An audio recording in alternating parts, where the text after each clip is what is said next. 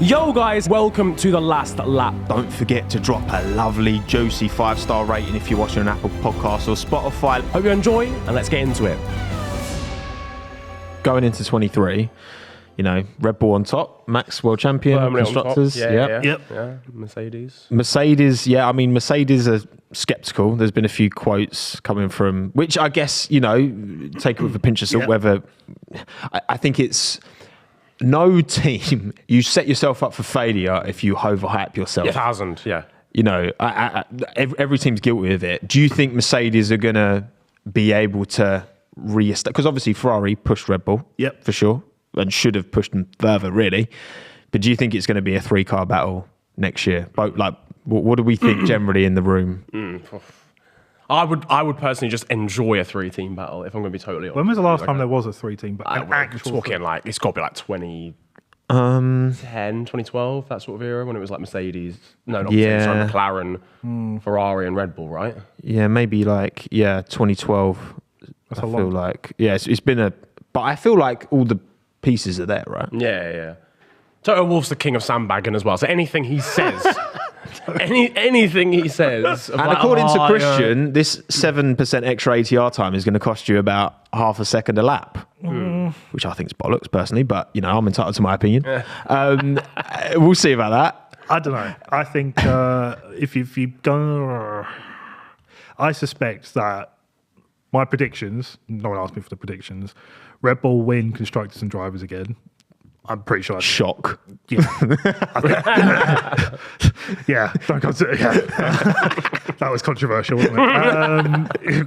Williams. No, I'm joking. So Red Bull, I think Ferrari are going to drop off a little bit. I think. You don't believe in the Vasseur master plan? I believe in Vasseur. I personally just kind of think that there's going to be an element of bedding him in. Mm-hmm. Yep. And him kind of coming to grips with, okay, this is the infrastructure I've got. This is what's different from Alfa Romeo Sauber to now. And sort of just trying to understand the work, because Ferrari is like a very complex machine.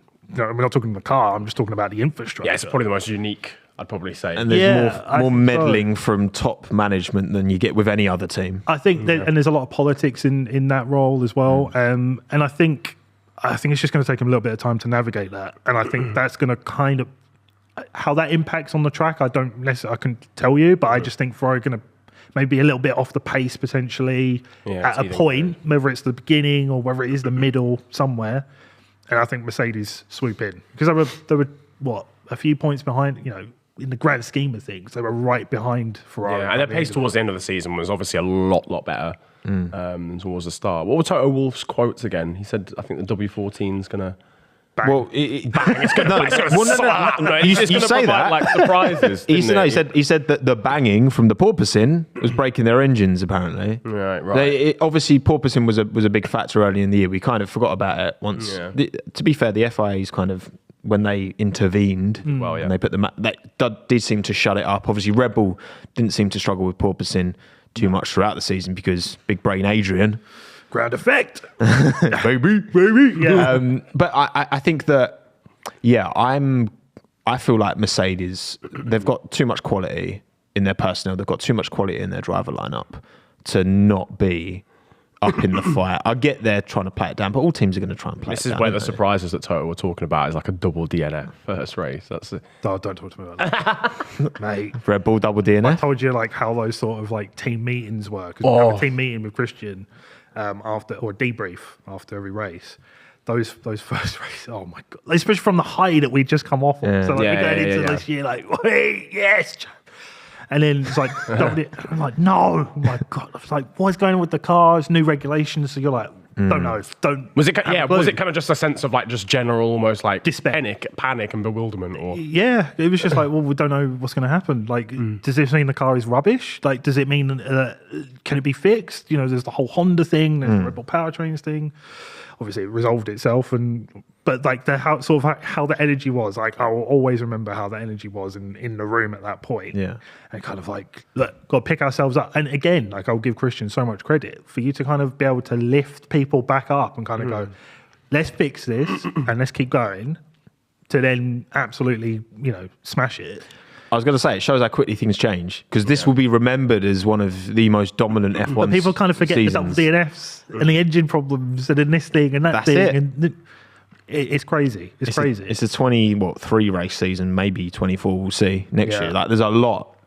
Like, each race matters less when there's more races, because there's more opportunities to recover and repair any. But again, like, the potential mentality mistakes. is always like, let's say that you've wrapped the title in like the US. It's just like, well, there's records to go for now, isn't there? Yeah. It's just, it doesn't matter what it is. It's just like, let's not give them anything. We don't care. We're not giving. We want that highest win ratio. P1, percentage. P2, lock them out. It's just there from every level. And like I said, I'm a graphic designer. I don't put a single screw in that car.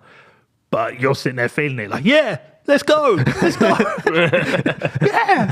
I'm going to drive the car. Yeah, you end up like absolutely like smashing it down the M1. I'm going to use so many adjustment layers on my next. How can I incorporate the